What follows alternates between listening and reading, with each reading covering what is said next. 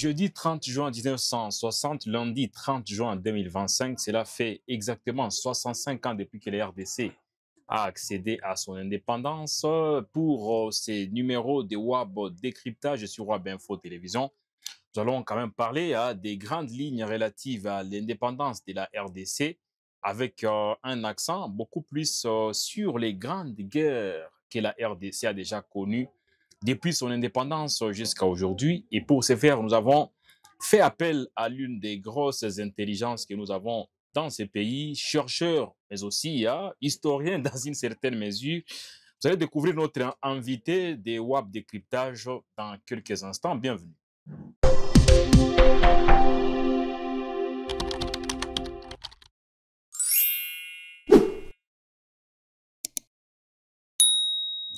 Et pour en discuter, je suis avec Toumsifou Kandeke Akram. Bonjour Akram et bienvenue. Bonjour Richard.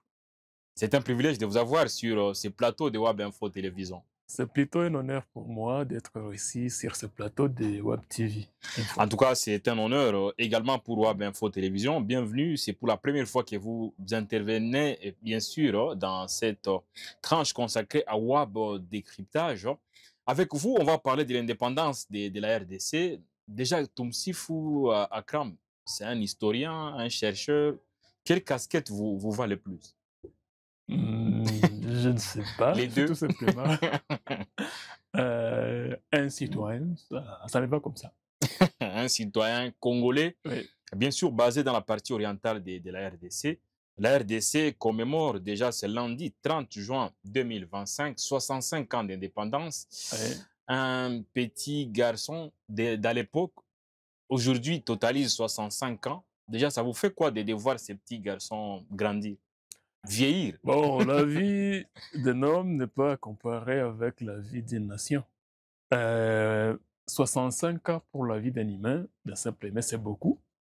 Mais dans la vie, dans les parcours d'une nation, c'est trop peu. C'est trop peu. Trop peu. Parce que déjà, il y a des pays comme qui n'ont jamais été colonisés, ça, il faut le Oui, il y a dire. des pays qui n'ont jamais été colonisés, il y a d'autres qui ont été colonisés, mais qui totalisent des siècles d'indépendance, comme les États-Unis par exemple. Voilà. Ah, voilà, donc ça veut dire 65 ans pour un État. Ah, c'est pas exagéré, donc c'est pas trop, C'est pas trop. d'après notre invité de ce jour. Mais on va quand même déjà à planter les décors de cette tranche. Selon vous, bon, pas selon vous, selon l'histoire, dans quelles circonstances la RDC avait-elle obtenu son indépendance? C'est dans une circonstance d'effervescence pour les indépendances des anciennes colonies. Il y a l'Inde qui devenait déjà indépendante à la fin des années 40.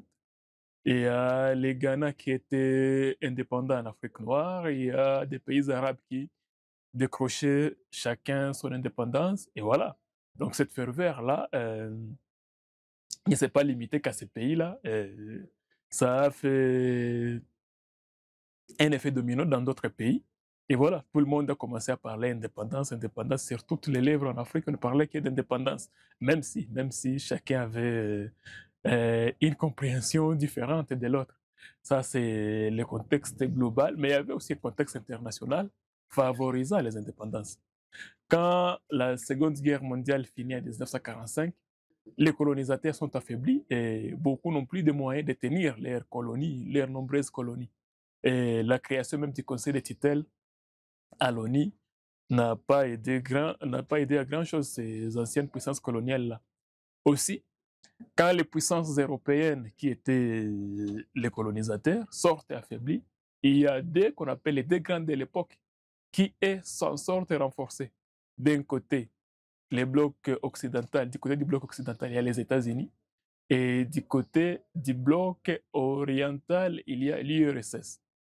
Une anecdote, quand euh, Churchill, Roosevelt et Staline négocient la création de l'ONU à Yalta, en URSS, il y a Staline qui se propose à ce que les 15 républiques soviétiques, qui constituent donc son pays, obtiennent chacune une voix à l'Organisation des Nations Unies, parce qu'il estime que quand l'ONU sera créée, tous les pays qui vont participer à la création de l'ONU seront des proches des États-Unis. Alors, ils réclament à ce que les puissances, les 15 républiques qui constituent l'IRSS, qui étaient en fait comme des provinces, hein, qui constituent l'IRSS, obtiennent chacune une voix à l'ONU. Comme ça, plus la voix de l'IRSS. Donc, à l'ONU, s'il y a un vote, l'IRSS aura déjà 16 voix. Les autres vont lui refuser et il ne va obtenir que 3 voix. Donc, la voix de l'IRSS, la voix de l'Ukraine et la voix de la Biélorussie. Alors, dans ce contexte-là, l'IRSS, d'un côté des États-Unis,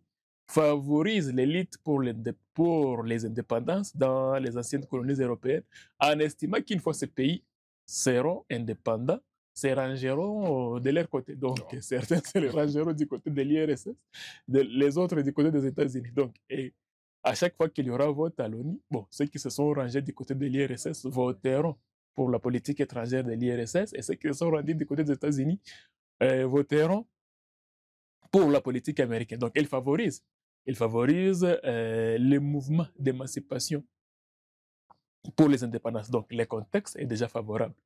Alors, il y a en Afrique aussi, les populations commencent à être assez mûres, assez matures.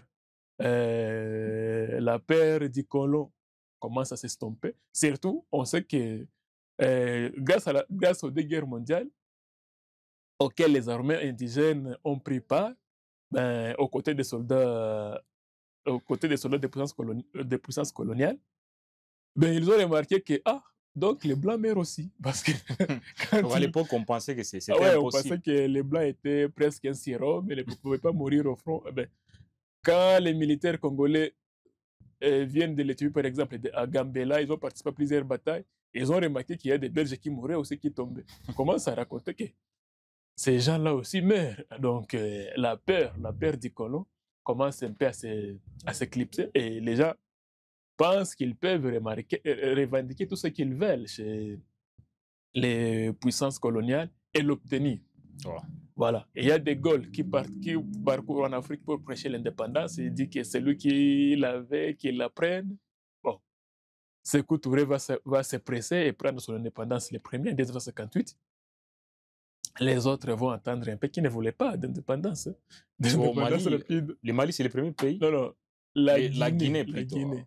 Les autres qui ne voulaient pas vraiment d'indépendance, entre guillemets. Bon, la Guinée, c'est le premier pays africain à avoir obtenu son indépendance. Pas le premier pays africain, le premier pays, la première colonie française à avoir obtenu son indépendance. Parce que le premier pays d'Afrique noire à avoir obtenu son indépendance, c'est le Ghana.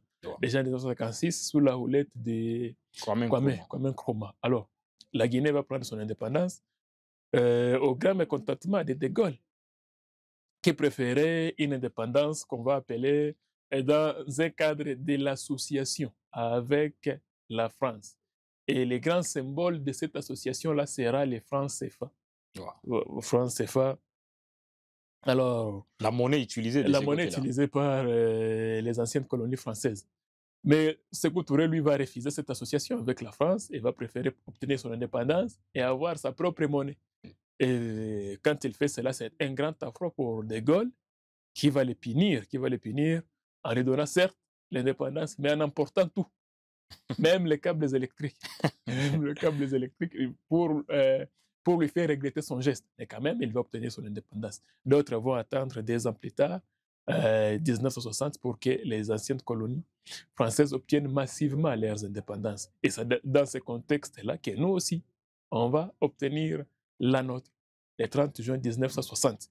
Bon, certains auraient préféré que ce soit en 1961, certains auraient préféré que ce soit à mars. Par exemple, Kasavubu, lui, quand on organise la table ronde, lui demande l'indépendance immédiatement en mars. En mars 1960, mais on va lui faire comprendre que c'est pratiquement impossible. On n'aura pas préparé suffisamment les cadres propices pour qu'on puisse obtenir l'indépendance. Lumumba va réclamer 1961, puis bon, après des débats, on va conclure, on va prendre comme date le 30 juin 1960. Et c'est à cette date-là que le Congo va être indépendant. C'est là après quand même 3 grands événements. D'abord, la conférence panafricaine d'Accra, à laquelle vont prendre part 3 Congolais, Lumumba, Diomi et Ngalula. Donc les 3 là vont prendre part à cette conférence-là.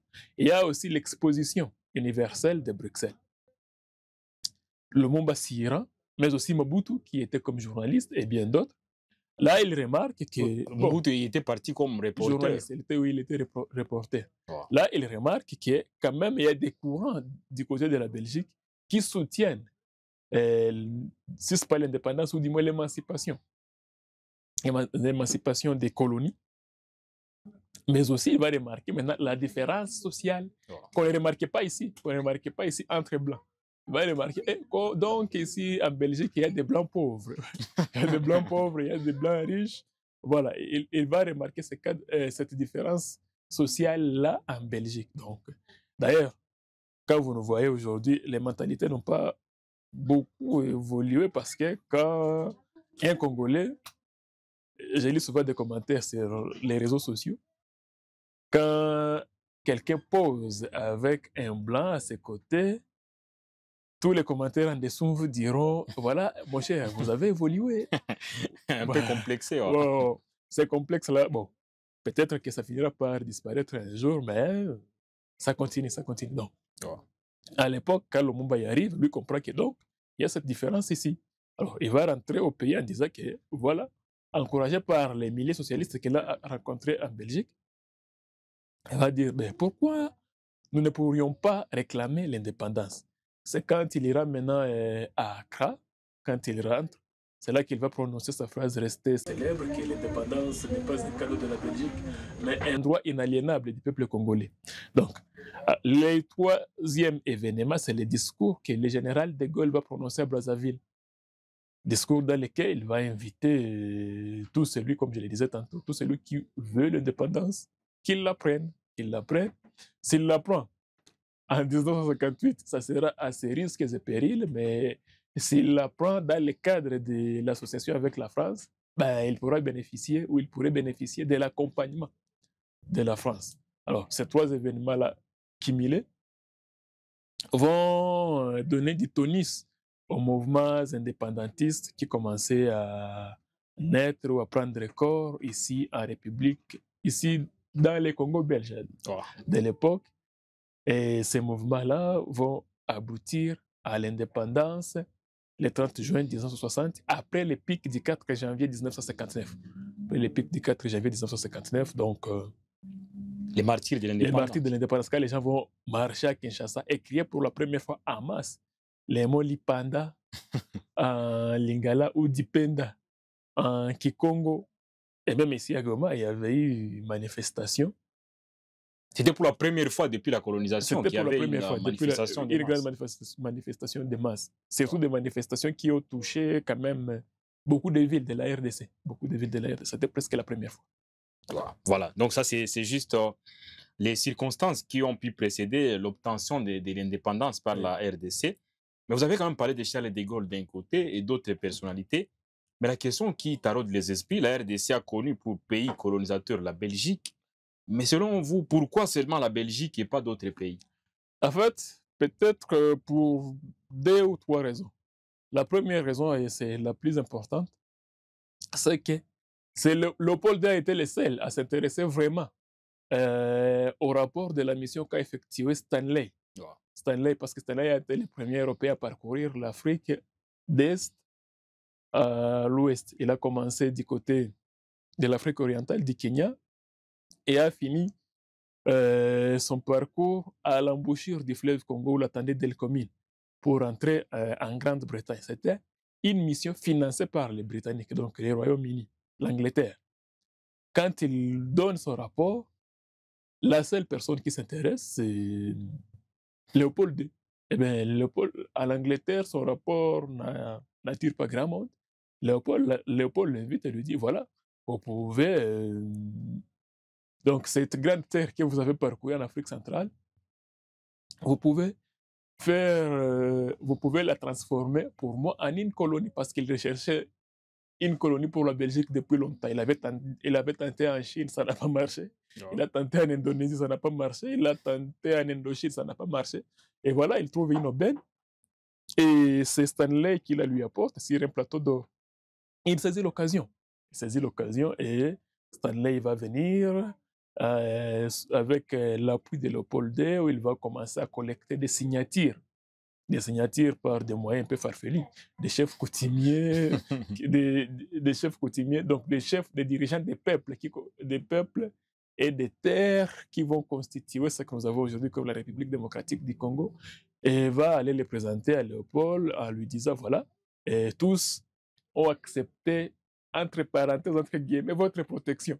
Donc, vous pouvez prendre ce territoire et faire de ça votre colonie. Alors, il y a aussi la conférence de Berlin qui éclate suite à une dispute entre les Portugais qui sont en Angola et la Belgique qui fait des sommiers pour avoir le Congo, l'immense Congo comme sa colonie. Et là, le chancelier Bismarck va convoquer toutes les puissances qui se veulent être des puissances coloniales à Berlin pour une conférence sur le partage de l'Afrique. Alors, les deux plus grandes puissances à l'époque sont l'Angleterre d'un côté et la France de l'autre côté. Ouais. Alors, les deux veulent prendre les Congo. Les deux veulent prendre les Congo et les ravir à la petite Belgique. Or, comme cela risque de créer des conflits d'élites interminables, ils préfèrent confier ce grand territoire à une petite puissance qu'ils estiment pouvoir contrôler. C'était ça l'idée de départ. C'était ça l'idée de départ. Et surtout, Léopold II s'est dit et leur dit, voilà, si vous me donnez ça, eh bien, le Congo sera un pays sans douane. Donc, vous pourrez venir y faire du commerce comme vous le voulez. Comme vous le voulez. Alors, ils vont accepter, ils vont se contenter de ça. Et surtout, il va promettre à la France les droits de préemption. En disant que si je ne parviens pas à mettre le Congo en valeur, vous le prendrez, vous les Français. Vous le prendrez, vous les Français. Ou si une autre puissance veut me les ravir, eh bien, vous les Français, vous aurez le droit de les prendre en premier. Les Français vont accepter. Alors, pour qu'ils puissent avoir les petits accès à la mer que nous avons du côté de Banala, Moanda là-bas, parce que les Congo n'avaient pas accès à la mer avant le 28 février 1885. Il va prendre ses droits de préemption-là, malais qu'il était, risé qu'il était, pour aller les présenter aux Britanniques en disant que vous devez faire tout pour demander à ce que les Portugais puissent m'accorder l'accès à la mer. Donc, puissent accepter à ce que ma colonie, mon Congo, puisse avoir l'accès à la mer. Les Britanniques vont lui dire, mais nous allons faire comment? Nous ne pouvons pas forcer les Portugais. Il va leur dire, voilà, je viens de signer avec la France les droits de préemption. Donc, sans accès à la mer, je ne pourrais pas valoriser le Congo. Donc, je vais donner le Congo à la France. Et les Britanniques vont dire, ah bon? Et vont faire pression au Portugal qui va accepter de nous céder la petite partie là que nous avons, les 42 kilomètres que nous avons d'accès à la mer. Ah, voilà. Risé qu'il était, il va obtenir ce qu'il voulait. Et la troisième raison, ce sont les réticences maintenant de Cecil Rhodes. Parce que quand Léopold II obtient son État indépendant du Congo le 28 février 1885, il y a Cecil Rhodes, un grand colon britannique, qui se dit, ben bon, pour avoir un territoire, il faut d'abord les conquérir. Alors, vous n'êtes pas là-bas. Moi, je suis du côté de la Rhodésie. Rhodésie, la Zambie, Rhodésie du Nord, Rhodésie du Sud.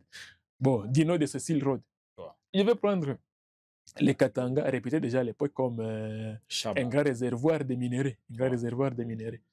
Ben, Léopold II va s'arranger à ce qu'il soit le premier à convaincre les Roms syriens et les tuer même, pour qu'ils puissent avoir les Katanga. Et en 1893, les frontières pratiquement définitives vont être tracées et Léopold II va se retrouver maître du Grand Congo. Et c'est ainsi que nous avons été colonisés par la Belgique. Voilà, donc en tout cas, ce sont des explications qui sont très fondées. Bien sûr, la colonisation belge a pris fin, c'est à la suite de l'indépendance obtenue par la RDC, bien sûr. Et parmi les pionniers, il y a Emery Patrice Lumumba, pionnier de l'indépendance de la RDC. Mais la question qu'on se pose, était-il les seuls pionniers? Et sinon, pourquoi a-t-il presque effacé les autres? Il n'était pas les seuls pionniers. Mais étaient les plus grands. Non, il n'était même pas les plus grands. Il n'était pas les seuls pionniers. Mais par quelle magie est-il devenu héros de l'indépendance? Les plus grands, comme on veut souvent les faire entendre. Ouais. Alors, déjà, avant lui, il y a des précurseurs. Il y a celui qu'on appelle le père du nationalisme congolais, Mfumo Panda Farnana, même si beaucoup l'ont oublié.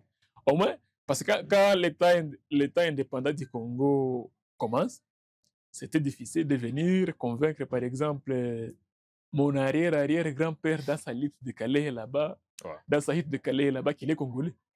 Non, lui, il ne savait même pas si le Congo Lui, existait. il vivait juste, il ne se contentait que de vivre. Oui, non, lui, il savait qu'il était Muhavu et sa seule autorité, c'était l'ancêtre d'Irouane Tali. Ouais.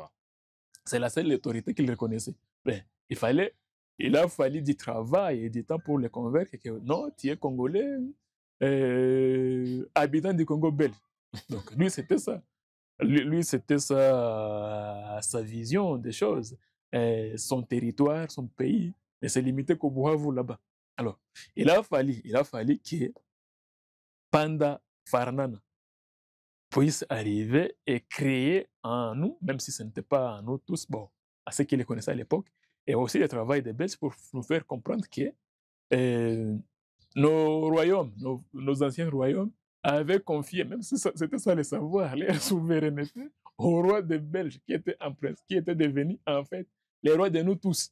Les rois de nous Le roi tous. Baudouin Ier, notamment. Non, tous les rois des Belges. Tous les rois belges. Ouais. À partir de Léopold II. Donc, Léopold Ier, quoi Léopold II, Léopold III, les rois Albert, voilà. Ouais. Tout ça.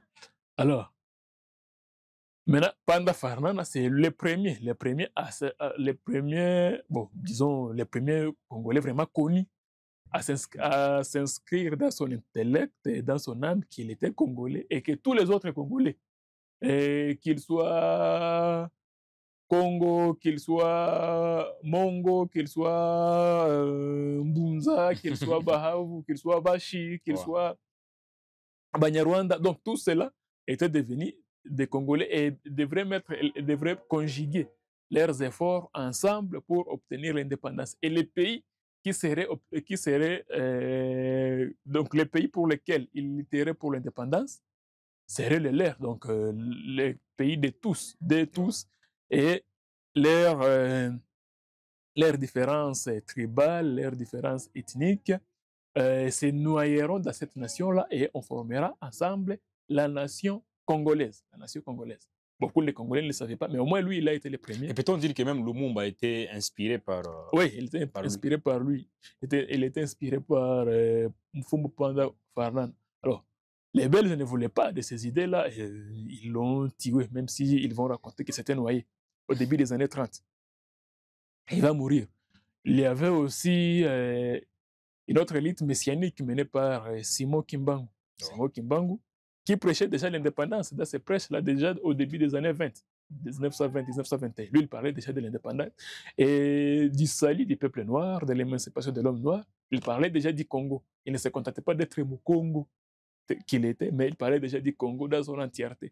Tous les Congos colonisés par les Belges. Bon, les Belges vont l'arrêter et il va mourir tel qu'il est mort du côté de Lubumbashi. Il y avait aussi un autre qui menait une lutte comparable à celle de Simon Kimbangu. Mwana Lesa, ça signifie fils de Dieu ou enfant de Dieu, qui avait fondé son mouvement, le Kitawala, du côté du Katanga. Il venait de la Zambie, mais c'était du côté du Katanga. Donc, sa lutte, c'est entre le Katanga et la Zambie. Mwana Lesa, le Kitawala qui signifie Watchtower, tour de garde, comme la tour de garde des témoins de Jéhovah. D'ailleurs, quand les premiers missionnaires témoins de Jéhovah venaient au Congo, ben, il y avait une confusion entre eux et les mouvements prêchés par Mwana Lesa. Alors, Mwana Lesa va être arrêté, il va mourir. Ça, ce sont les héros de l'indépendance. Même si on les méconnaît ou on les oublie, c'est quand même les pionniers. Mais comment qu'est-ce qu'a fait Lumumba pour les effacer? À partir de 1945, comme je le disais tantôt, l'affaiblissement des puissances coloniales, maintenant, la lutte pour l'émancipation, pour l'indépendance devient un peu libérale. Les Belges ne sont plus répressifs comme avant. ils ne font plus disparaître les récits ou même les mémoires de ceux-là qui ont lutté pour l'indépendance. Bon, ils ne sont plus répressifs comme avant et d'ailleurs, ils n'ont plus beaucoup de moyens pour assumer une très grande répression. Il y a par exemple la France qui vient de subir sa défaite en Indochine. Ça fait parler d'elle en Europe. Il y a la guerre d'Algérie qui a commencé. Alors, on ne peut plus vraiment, comme un chanteur profane, Bakanga Kamo PPT, on ne peut pas arrêter l'air, on ne peut pas arrêter les vents. Alors, c'est dans ce cadre-là que les Lumumba surgissent. Et bien avant lui, Edmond Zerza qui va créer la BACO, et Kasavubu qui va prendre la tête de la BACO, et voilà. Donc, Lumumba, ce qui lui donne peut-être, qui semble lui donner dans notre imaginaire collectif la primauté parmi ses pairs de l'époque, c'est peut-être sa personnalité, ses idées qui sont un peu tranchantes. Disons aussi qu'il était écrivain, donc il était écrivain, mais surtout, c'est peut-être lui qui a subi le plus de harcèlement. Il a été plusieurs fois arrêté. Il a pris part à la conférence panafricaine d'Accra. Kasavubu a manqué de visa. Et lui, ah bon? Même à l'époque, ça existait. Oui, même à l'époque, ça existait. Alors, Lumumba va prendre part à cette conférence et son discours va marquer les esprits. Et surtout quand il rentre, lui au moins a le courage d'organiser son meeting dans lequel il va prononcer sa fameuse phrase-là, l'indépendance n'est pas un cadeau de la Belgique. Quand au meeting de Kasavubu du 4 janvier 1959, il sera interdit et sera à l'origine de ce que nous célébrons aujourd'hui comme les martyrs de l'indépendance. Et surtout aussi sa mort tragique qui semble le consacrer en héros de l'indépendance, non pas seulement pour les Congolais, mais aussi pour tous les peuples qui étaient pour l'indépendance à l'époque. Mais vous estimez qu'il y a ceux qui ont fait mieux que lui? Je ne dirais pas ainsi, mais je pense qu'il y a... Il y a d'autres héros effacés. Kasavubu, par exemple. Kasavubu... D'ailleurs, à la conférence de la table ronde, Kasavubu était le plus virulent et le plus craint par les Belges même. Donc, Kasavubu, il y a... Mais à un moment, on avait tendance à traiter Kasavubu de traître. Ah oui, à une certaine époque, surtout après l'indépendance. Mais avant l'indépendance, c'était quand même quelqu'un de très virulent. Il a beaucoup milité. Mais aussi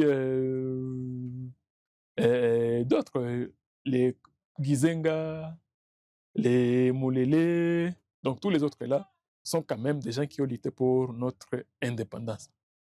Il y a aussi un autre aspect qui est dans Lumumba célèbre, son discours du 30 juin 1960, un discours imprévu, mais qu'il a prononcé quand même. Voilà, tous ces aspects-là font ce qu'il puisse avoir la primauté parmi nos pères de l'indépendance. Mais il n'est pas le seul père de notre indépendance. Et là, nous sommes à la fin de la première partie de cette tranche. La seconde sera consacrée aux grandes guerres de la RDC. Ce sera bien sûr après cette transition.